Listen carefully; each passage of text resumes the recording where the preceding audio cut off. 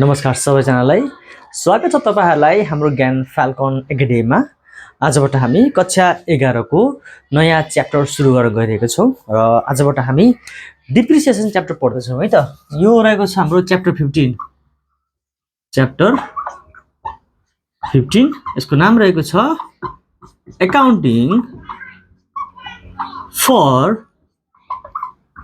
Fixed assets.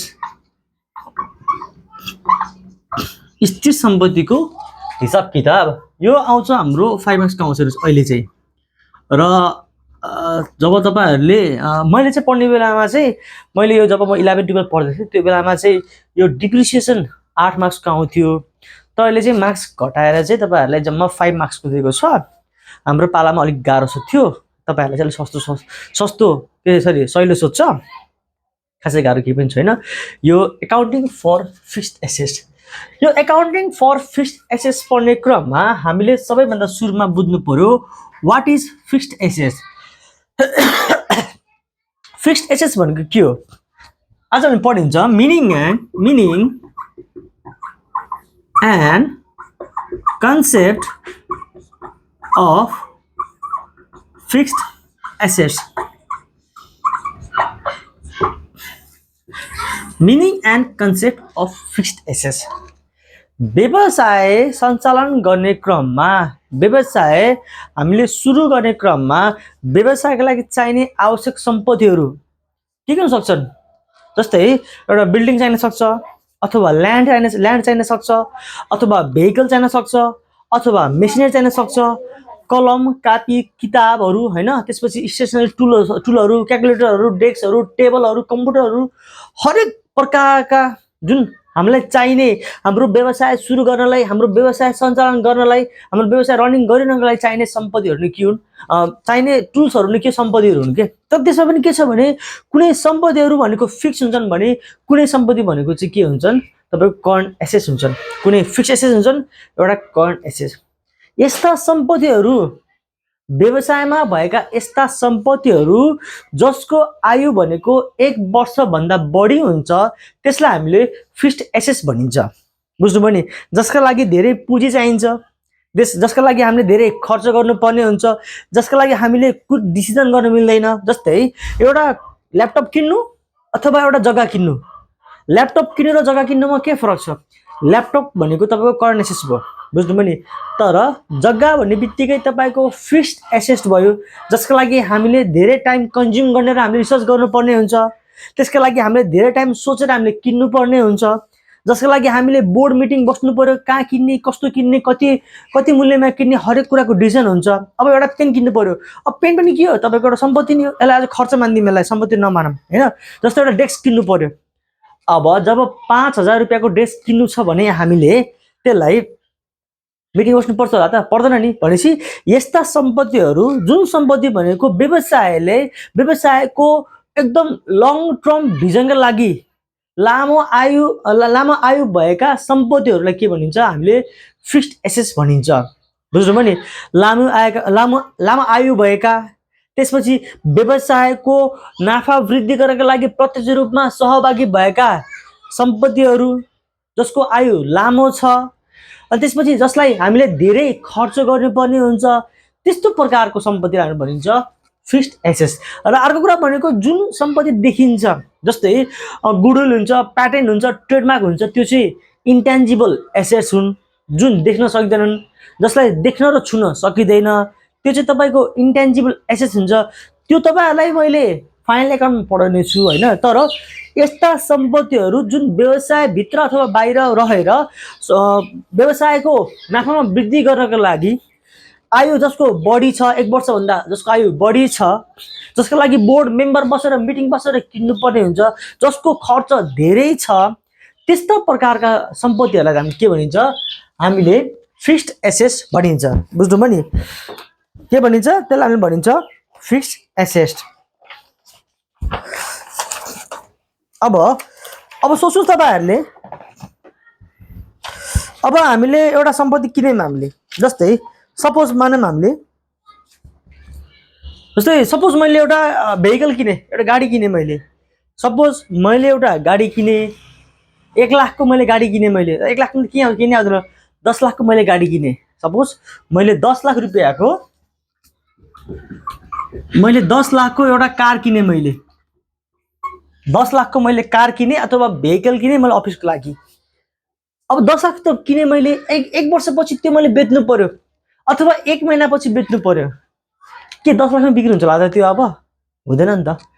के हुन्छ भने त्यसको भ्यालु के घट्छ कि, बुझ्नु भने त्यसको के भ्यालु घट्छ। भ्यालु किन घट्छ भने हामीले यसलाई युज गरिसकेका हुन्छौँ, यसको पार्ट पेपर खिसकेको हुन्छ अथवा नयाँ जस्तो हुँदैन नि त। भनेपछि विभिन्न कारणवश यसको भ्यालु घट्छ कि। हामीले किनेको सम्पत्तिको हामीले बेच्ने बेलामा केही मूल्य घटेको हुन्छ र त्यो घट्ने कारण के हो? डिप्रिसिएसन हो कि, बुझ्नु? त्यसलाई हुन्छ मूल्य ह्रास। किनेको सम्पत्तिको मूल्य हाम्रो वर्षै पछि अथवा महिना पछि सर्टेन टाइम पछि हाम्रो घट्दै जान्छ। त्यसलाई हामीले के भनिन्छ? त्यसलाई हामीले डिप्रिसिएसन भनिन्छ। बुझ्नुभयो? जस्तै 1 लाखको मैले कार किने, मैले 1 लाखको बाइक किने, भोलिपल्ट बेच्दा 90 हजार बेच्नुपर्छ मैले। एक दिनमै तपाईँको पैसा घट्छ कि।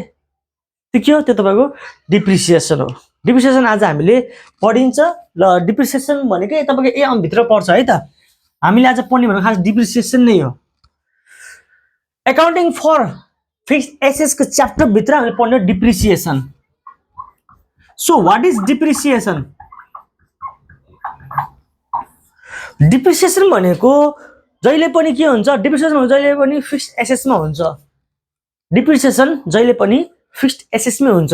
हामीले हाम्रो व्यवसायमा भएका सम्पत्तिहरूलाई जसको भ्यालु हरेक वर्ष घट्दै घट्दै जान्छ। तर यस्तो एउटा सम्पत्ति छ जसको भ्यालु चाहिँ बढ्छ फेरि है। तपाईसँग एउटा यस्तो सम्पत्ति छ, त्यो सम्पत्तिको भ्यालु चाहिँ हरेक वर्ष बढ्छ भन्ने हाम्रो मान्यता छ। त्यो तपाईको ल्यान्ड, जग्गाको मूल्य मात्रै बढ्छ। ल्यान्ड पनि a kind of fixed asset, जग्गा पनि एक प्रकारको फिक्स्ड एसेट नै हो, तर यसको मूल्य चाहिँ तपाईहरुको हरेक वर्ष बढ्ने गर्दछ। अब हेर्नुस् है, डिप्रिसिएसन भनेको के हो भने हामीले किनेका वस्तुहरुको, हामीले किनेका फिक्स्ड एसेट्सहरुको सर्टेन टाइम पछि अथवा केही समय पछि तपाईको मूल्य घट्दै जान्छ। विभिन्न कारणले गर्दा मूल्य घट्दै जान्छ र जुन मूल्य घट्दै गइरहेको छ त्यसलाई हामीले के भनिन्छ? डिप्रिसिएसन भनिन्छ। डिप्रिसिएसन किन घट्छ त? डिप्रिसिएसन किन हुन्छ त? वस्तुको तपाईको मूल्य किन घट्छ? एउटा छ हाम्रो वेयर एन्ड टियर।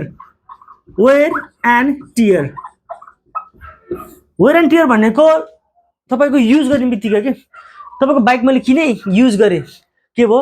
अब तपाईको त्यो युज भइसकेपछि त्यसको रेट घट्ने भयो कि। बिल्डिङ मैले किनेर युज गरे, मैले बिल्डिङको रेट घट्यो, सेकेन्ड ह्यान्ड भयो क्या। अब चाहिँ सेकेन्ड ह्यान्ड भयो। जस्तै मैले फर्निचर किने, नयाँमा फर्निचर मैले 15,000 मा किने, 1 महिनापछि बेच्नु पर्यो। ल 15,000 दिए नि त भने 15,000 त नयाँ आउँछ, यो त सेकेन्ड ह्यान्ड भइसक्यो। अब 10,000 बेच्नु पर्यो। 5,000 किन हाम्रो खर्च भयो अथवा कुनै एमाउन्ट किन घट्यो? किन घट्यो भने यो तपाईको दैनिक हामीले प्रयोग गरेर अथवा घर्षण भएर त्यसको चाहिँ लाइफ स्प्यान घट्यो कि, त्यसको भ्यालु घट्यो। त्यसकारण चाहिँ एउटा वेयर एन्ड टियरले पनि के गर्छ भने तपाईहरुको यो यसले डिप्रिसिएसन गर्ने गर्दछ। र अर्को छ हाम्रो इफ्युजन एन्ड एक्सपायरी। अर्को छ हाम्रो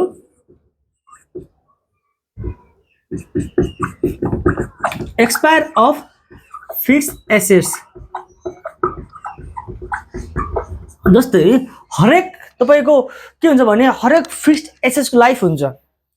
जस्तै एउटा बिल्डिङको लाइफ 50 वर्ष हो हैन, एउटा तोकिएको अथवा एउटा स्ट्यान्डर्ड मेजर गर्दाखेरि चाहिँ तपाईको एउटा पुलको तपाईको लाइफ भनेको 50 वर्ष हो। जब 50 वर्ष पुग्छ त्यसको भ्यालु के हुन्छ? एकदम घट्छ के। भनेपछि सर्टेन टाइम हामीले युज गर्दै जाने क्रममा, सर्टेन टाइम हामीले प्रयोग गर्दै जाने क्रममा चाहिँ त्यसको भ्यालु घट्दै जान्छ। किन? तपाईको त्यो भ्यालुको एक्सपायर हुनु भएर के, त्यसको लाइफ एक्सपायर हुनु भएर। जस्तै मैले होन्डा साइनबाट एउटा बाइक किने, मैले अब 10 वर्ष मैले चलाएँ। 10 वर्ष चलाइसकेपछि त्यसको के भयो? अब यसको स्ट्यान्डर्ड टाइम भनेको तपाईको 20 वर्ष 25 वर्ष होला। अब 10 वर्षमा चलाए भनेपछि के भयो? 10 वर्षसम्मको के भयो? मेरो डिप्रिसिएसन घट्यो कि। भनेपछि त्यो फिक्स्ड एसेट्सको पनि के हुन्छ? लाइफ हुन्छ। र अर्को रहेको छ हाम्रो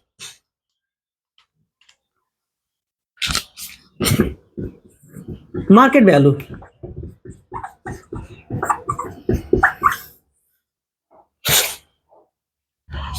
जस्तै के छ भने कहिलेकाहीँ फिक्स्ड एसेट्सको मूल्य घटिदिन्छ के। जस्तै मैले बाइक किने, मैले 1 लाखमा अथवा 2 लाखमा बाइक किन्ने, मैले भाउ घट्यो। जसको कारणले गर्दा तपाईँको मूल्य पनि घट्यो क्या। कहिलेकाहीँ मार्केट फ्लक्चुएसन भएर चाहिँ के हुन्छ भने डिप्रिसिएसन हुने गर्छ। सिम्पल एउटा हिसाब गरेर सिम्पल एउटा हिसाब, एकदम सिम्पल हिसाब। तपाईँले यो डिप्रिसिएसनमा तपाईँले हिसाब बुझे हुन्छ, तपाईँले थियोरिटिकल तपाईँले कुरा बुझ्नु पर्दैन। हेर्नुहोस्, जस्तै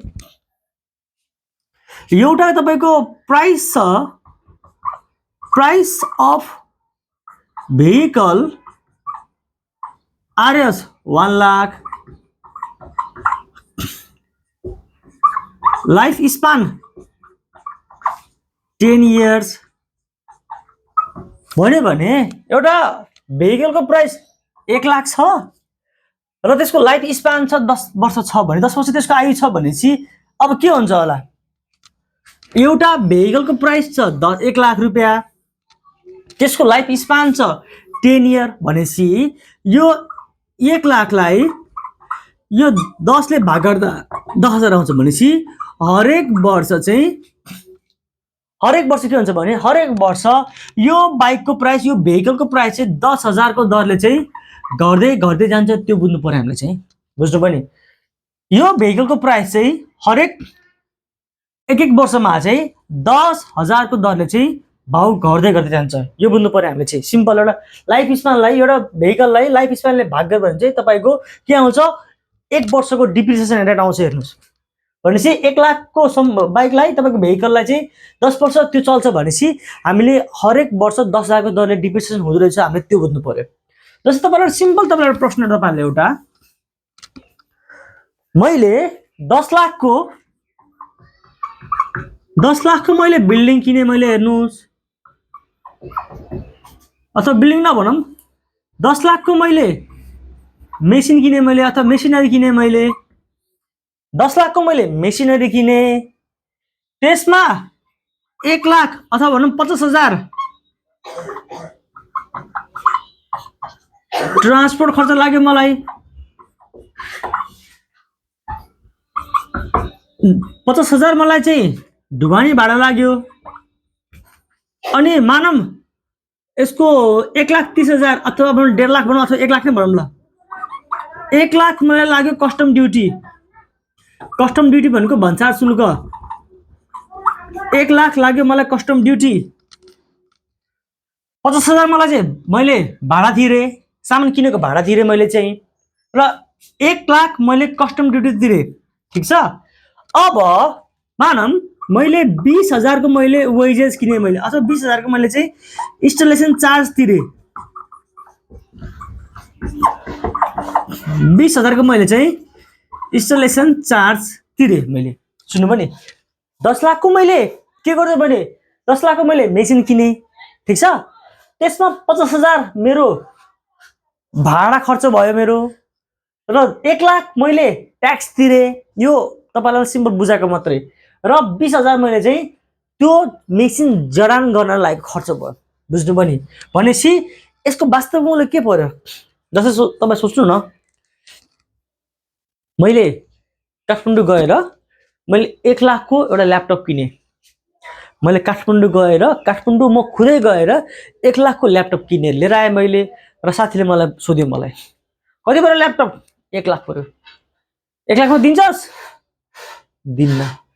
किन दिन्न? मेरो खर्च बाहा नि त, मेरो म जाँदा खर्च बाहा, मेरो खाना खर्च बाहा, हैन, मेरो टाइम, मेरो लस्ट बाहा। भनेपछि के हुन्छ भने हाम्रो त्यो सम्पत्ति हाम्रो व्यवसायसम्म आइपुग्दासम्म अथवा रनिङ नभएसम्म, यो मेसिनलाई इन्स्टलेसन गरेर तपाईको अपरेट नभएसम्मको लागि चाहिँ जुन खर्च हुन्छ नि, त्यसले त्यो वस्तुको मूल्यमा वृद्धि गराइदिन्छ। जस्तै यहाँ हेर्नुस्, यो मेसिनरीको 10 लाख मूल्य भयो, यसमा तपाईको ट्रान्सपोर्ट खर्च तपाईको 50,000 भयो भनेपछि तपाईको, अनि कस्टम ड्युटी हजुरको भयो 1 लाख, अनि इन्स्टलेसन चार्ज भयो तपाईको 20,000। जोड्दा कति भयो? यो जोड्दा भयो तपाईको 11,70,000 तपाईको टोटल खर्च भयो के। बुझ्नु पनि? 11,70,000 टोटल खर्च भयो। के भयो? 11,70,000 टोटल खर्च भयो। यो के हो? यो भनेको एक्चुअल प्राइस अफ मेसिन हो कि। सामान किनेको मूल्यमा चाहिँ तपाईको प्राइस हुँदैन, त्यसमा लागेका लागत खर्चहरू, कस्टम ड्युटीहरू। कस्टम ड्युटी कारणले गर्दाखेरि चाहिँ तपाईको बाइकको प्राइस, भेहिकलको प्राइस बढेको हुन्छ क्या। बुझ्नुभयो नि जस्तै इन्डियामा 1 लाखमा पाउने बाइक यहाँ 5 लाख पर्छ किन कस्टम ड्युटी भयो ट्रान्सपोर्ट खर्च भयो अनि त्यसपछि तपाईको स्टेसन चार्ज अथवा स्टेसन चार्ज त बाइकमा नहोला तर विभिन्न यावत खर्चहरूले चाहिँ तपाईहरुको चाहिँ के हुन्छ वस्तुको मूल्य बढाइदिन्छ यहाँ एक्चुअल खर्च भनेको के भयो तपाईको मेसिनको तपाईको चाहिँ के भयो भने 11,70,000 तपाईको एक्चुअल प्राइस भयो एउटा सिम्पल जनरेट गरौँ है त एउटा सिम्पल जनरेट गरौँ एउटा जस्तै मेसिन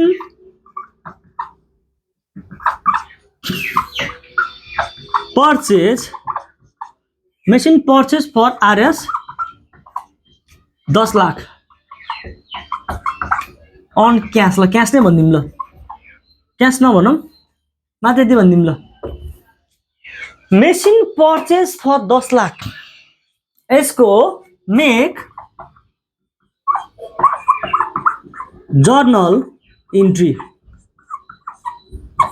यसको जर्नल इन्ट्री बनाउनु पर्यो machine purchase for RS 10 lakh यसको हामीले जर्नल इन्ट्री बनाउनु पर्यो यसको जर्नल के हुन्छ होला व्हाट्स कमिङ डेबिट यो त सम्पत्ति हो नि त मेसिन के हो मेसिन तपाईको सम्पत्ति हो भनेपछि के भयो तपाईको यो बढ्यो इन्क्रिज भयो एसेस बढ्यो भने के हुन्छ डेबिटमा हुन्छ machine account debit machine account debit अब टु के यो 10 लाख सोच्नुस् न तपाईले 1 करोडको जग्गा किन्नु पर्यो अथवा 20 लाखको जग्गा किन्नु पर्यो तपाईले के गर्छ 20 लाख फ्याट बोकेर डाक्टरमा हिँडेर तपाईले 20 लाख त तिर्छ होला त तिर्दैन के गर्छ तपाईले चेक काट्दिनु हुन्छ के हामीले 10 लाखको मेसिन किन्यौ भने त्यो मेसिनको हामीले चेक काट्दिने हो हामीले 10 लाख रुपैयाँ लर दिने होइन भनेसी जहिले पनि फिक्स्ड एसेसहरु किन्दा फिक्स्ड एसेस किन्दा जहिले पनि हामीले बैंकबाट कारोबार गर्छौं 10 लाख भयो टु के भयो टु बैंक अकाउन्ट भयो के बैंक अकाउन्टबाट चाहिँ हामीले किन्ने भएको चाहिँ यो तपाईको 10 लाख हो तपाईको भयो यो पनि 10 लाख भनेसी जहिले पनि हामीले फिक्स्ड एसेस चाहिँ हामीले चाहिँ के गर्छौं भने बैंकबाट किनिन्छौं भन्ने बनाउनु पर्यो बुझ्नुभयो नि यो तपाईको के हो यो तपाईको भयो एउटा जर्नल इन्ट्री भयो नरेसन आफै लेख्नुस् अब यो जर्नल इन्ट्रीलाई हामीले मेसिन अकाउन्ट बनाउँदा हामीले के हुन्थ्यो होला जस्तै यहाँ मेसिन अकाउन्ट बनाउनु पर्यो हामीले पढ्यौ नि त लेजरमा हामीले यतापट्टि डेबिट साइड हुन्छ यतापट्टि क्रेडिट साइड हुन्छ नि पढेको हो कि हामीले लेजरमा चाहिँ यतापट्टि डेट अनि पार्टिकुलर अनि त्यसपछि तपाईको जेएफ अनि अमाउन्ट अनि त्यसपछि डेट पार्टिकुलर अनि त्यसपछि जेएफ अनि अमाउन्ट पढेको हो कि हामीले यो भन्दा अगाडि 2-3 च्याप्टर अगाडि हामीले लेजर पढ्ने बेलामा हामीले मेसिन अकाउन्ट पढेको हो किन अथवा क्याश अकाउन्ट अथवा राम अकाउन्ट हरि अकाउन्ट पढेको हो किन हामीले पढेको हो नि त त्यसमा हाम्रो मेसिन अकाउन्ट आयो मेसिन कहाँ छ मेसिन त डेबिटमा छ मेसिन डेबिटमा छ भने चाहिँ हामीले डेबिट राख्नु पर्यो त नाम के राख्नु पर्यो यसमा नाम राख्नु पर्यो टु बैंक अकाउन्ट यसरी राख्नु पर्यो तपाईले यो अहिले नबुझ्नु भए पनि केही प्रब्लम छैन यो तपाईहरुलाई म अहिले हिसाबमा तपाईलाई सिकाउने छु ठीक छ मेसिन अकाउन्ट तपाईको डेबिट यो सिम्पल एउटा कुरा हो है त तपाईले यो बुझ्न त्यति जरुरी छैन अहिले हामीले हिसाब गर्ने बेलामा बुझिन्छ मज्जाले बुझिन्छ अब डिप्रिसिएसन तपाईको विभिन्न प्रकारको हुन्छ हेर्नुस् डिप्रिसिएसन हामीले निकाल्ने धेरै प्रकारका मेथड हुन्छन् types of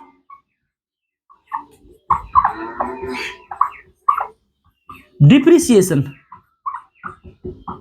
types of depreciation calculation method depreciation निकाल्ने मेथडहरु 10 वटा छन् हेर्नुस् के छ होला त सरी 8 वटा छन् एउटा छ हाम्रो फिक्स्ड इन्स्टलमेन्ट मेथड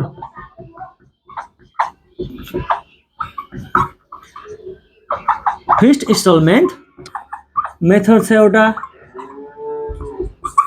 अर्को छ हाम्रो के छ annuity method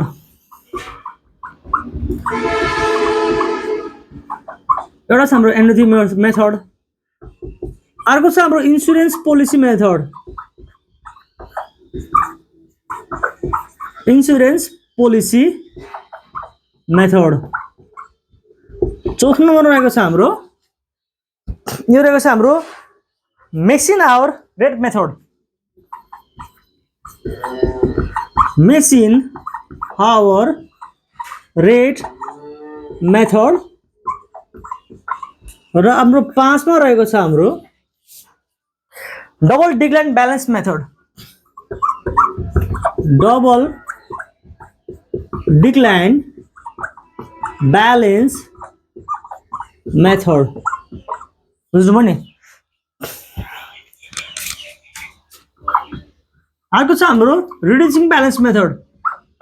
reducing balance method अथवा यसलाई भनिन्छ diminishing balance method. Diminishing balance method. 7 number रहेको छ हाम्रो के छ भने अर्को हाम्रो depreciation fund method. Depreciation fund method र हाम्रो अन्तिम रहेको छ हाम्रो यसमा sum of the year digit method. Sum of the year digit method. हामीले यो 8 वटा तरिकाहरुबाट चाहिँ हामीले डिप्रिसिएसन क्याल्कुलेसन गर्न सकिन्छ। हामीले मूल्य ह्रासलाई यो हाम्रो 8 वटा तरिकाबाट चाहिँ हामीले घटाउन सकिन्छ। बुझ्नुभयो नि। तर मेन कुरा के छ भने नि एउटा रमाइलो कुरा के छ भने यो 8 वटा तरिका मलाई सबै आउँदैन। हेर्नुस् मलाई पनि आउँदैन के सबै 8 वटा तरिकाहरु मलाई सबै त आउँदैन, केही त आउँछ। तर रमाइलो कुरा के छ भने नि हामीले कक्षा 11 मा चाहिँ तपाईहरुसँग एउटा बेसिक एकाउन्टिङ नलेज हुनुपर्छ। तपाईहरु एउटा बेसिकबाट तपाई जी लेभलबाट एकाउन्टिङ पढ्दै हुनुहुन्छ भनेपछि हामीले जम्मा 2 वटा मेथड मात्रै पढ्नुपर्छ है। जम्मा एउटा फिक्स्ड इन्स्टलमेन्ट मेथड, अर्को चाहिँ हाम्रो रिड्युसिङ ब्यालेन्स मेथड। हामीले यो 2 तरिकाबाट चाहिँ हामीले एकाउन्टिङ क्याल्कुलेसन हामीले गर्नुपर्ने हुन्छ। यो तरिका यसलाई हामीले फिक्स्ड इन्स्टलमेन्ट मेथड पनि भन्छ यसलाई, अथवा यसलाई स्ट्रेट लाइन मेथड पनि भन्छ। हेर्नुस् STRI स्ट्रेट लाइन मेथड पनि भन्छ यसलाई। बुझ्नुभयो नि। यसलाई फिक्स्ड इन्स्टलमेन्ट मेथड अथवा स्ट्रेट लाइन मेथड पनि भन्छ। हेर्नुस् यो तपाईको छ रिड्युसिङ ब्यालेन्स मेथड अथवा डिमिनिसिङ ब्यालेन्स मेथड। बुझ्नुभयो नि। यो दुईटाको बारेमा चाहिँ के फरक छ भने म तपाईहरुलाई बताउन गएको छु। What is the difference between fixed instalment method and reducing balance method. के छ होला फरक छ तपाईहरुको चाहिँ।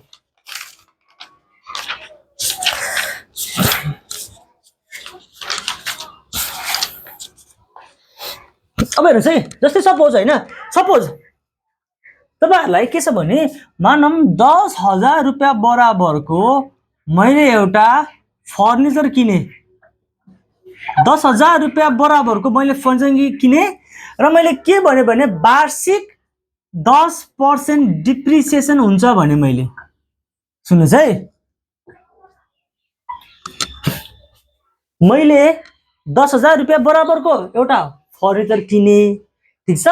र यो फर्निचरको चाहिँ मैले 10% डिप्रिसिएसन हुन्छ भनेको छ।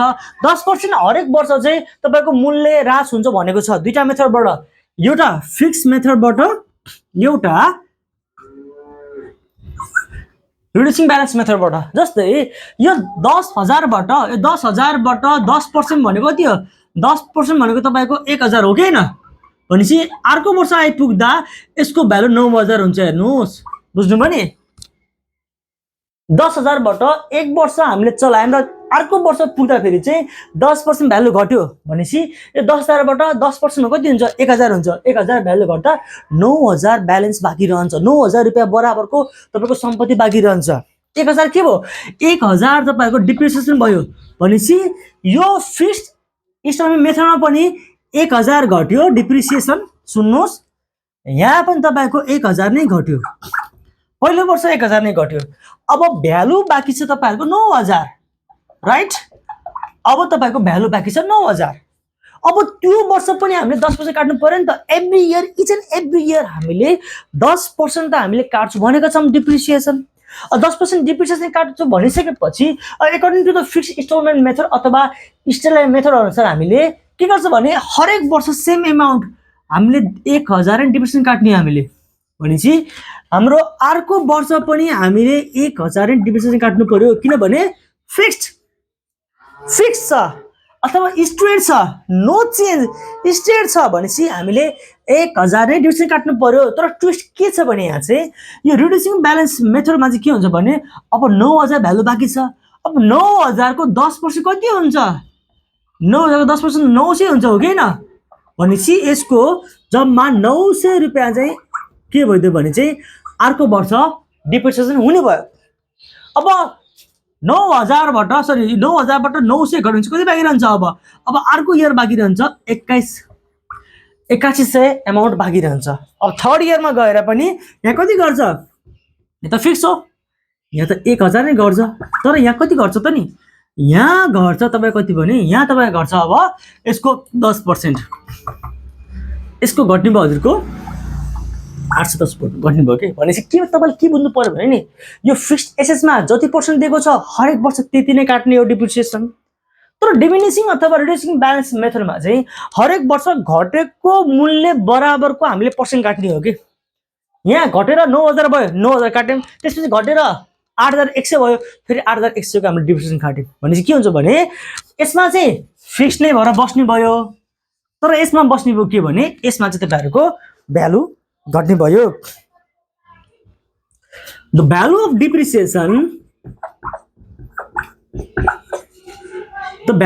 Of depreciation is equal every year. The value of depreciation is equal every year. हरेक वर्ष 1000 भयो कि भएन 1000 त भयो नि त त्यसलाई के भइदियो भने the value of depreciation will be different हुनेछ value of depreciation will be different सधैं के हुन्छ डिप्रिसिएसन हरेक वर्ष फरक हुने गर्छ हेर्नुस् अब हेर्नुस् यसमा के गर्छ भने डिप्रिसिएसन चार्ज अन हामीले डिप्रिसिएसन केमा चार्ज गरेको थियौं हामीले यसमा चार्ज गर्यौं हो कि हैन हामीले यसमा चार्ज गर्यौं depreciation charge on original cost बाट चाहिँ हामीले डिप्रिसिएसन हामीले के गर्यौं ओरिजिनल कस्ट बाट हामीले डिप्रिसिएसन काट्यौं एभ्री गिवन इयर के लेख्यो भने कसैले 6 महिनामा काट भन्छ डिप्रिसिएसन हेर्नुस् तर यसमा के छ भने depreciation charge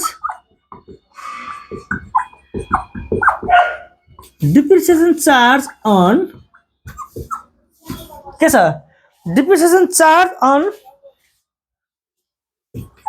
balance of assets को बैलेंस जति बाँकी रहन्छ त्यसबाट काट भनेको हो के भनेपछि यहाँ त 9000 बैलेंस बाँकी भयो भनेपछि 9000 बाट काट भनेको यसबाट 8100 यसबाट 900 घटाइसकेपछि 8100 बाँकी रहन्छ त्यो 8100 बाट चाहिँ बैलेंस 10% काट भनेको हो के भनेपछि यसबाट चाहिँ ओरिजिनल भ्यालुबाट 10% डिप्रिसिएसन काट भनेको छ भने यसबाट चाहिँ depreciation charge on balance of assets भनेको चाहिँ यो जति बैलेंस घट्छ नि हो त्योबाट चाहिँ हामीले डिप्रिसिएसन काट भनेको छ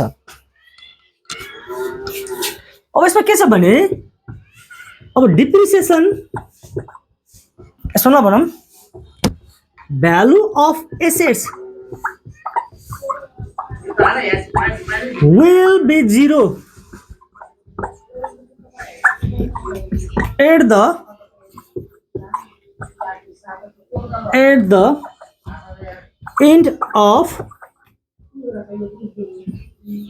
end of assets life